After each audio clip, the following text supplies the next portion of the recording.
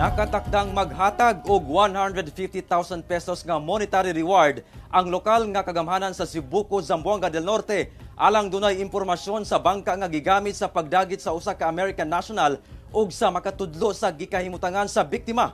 Ani ang report. Mag-usa ka semana na sukad gidagit ang 26 anyos nga American national nga si Elliot Isman sa balay niini sa sitio Tungawan, Barangay Poblasyon, Cebuco, Zamboanga del Norte niadtong October 17. Ang maong pagdagit gikondena sa lokal nga kagamhanan sa Cebuco. Busa aron mapadali ang pagpangita sa biktima, andam matud pa ang LGU nga maghatag og ganti sa mga makatabang aron marisolba ang insidente. Gibutyag kini atol sa panagtapok sa Cebuco LGU kauban ang mga opisyales sa 28 ka mga barangay sa lungsod, lakip ubang law enforcement agencies.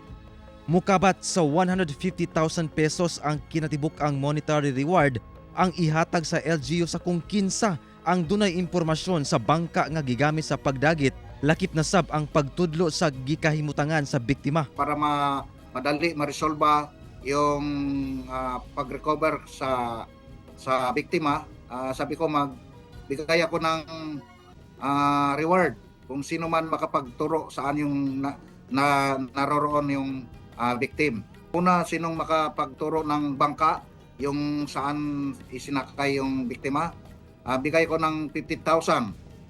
Pangalawa, yung magturo saan yung biktima, bigay ako ng 100,000. So, posible matud pa nga wala pa makagawa sa Zamboanga del Norte ang mga suspetsyado. Dili sab matud pa rehistrado ang gigamit nga bangka sa upat ka mga armadong lalaki nga midagit sa biktima. Actually, yung mga bangka dito sa Cebuco, rehistrado po ito sa LGU. Yung ginamit, hindi rehistrado po. Pinaagi sa usa ka statement, gikalipay sab sa kapulisan ang maong lakang sa lokal nga kagamhanan. People coming here to tell my Kahinom duman nga si Isman, usa ka vlogger nga maglima na kabulan nga nagapuyo sa maong lugar ug nakaasawa og residente sa lugar. Una na nga gibutyag niini sa usa sa iyang mga vlog nga nakadawat matud pa kini og hulga sa pagpandagit. Sa karon padayon pa ang hot pursuit operation sa otoridad batok sa mga sospek. Efren Mamak, 1 Mindanao.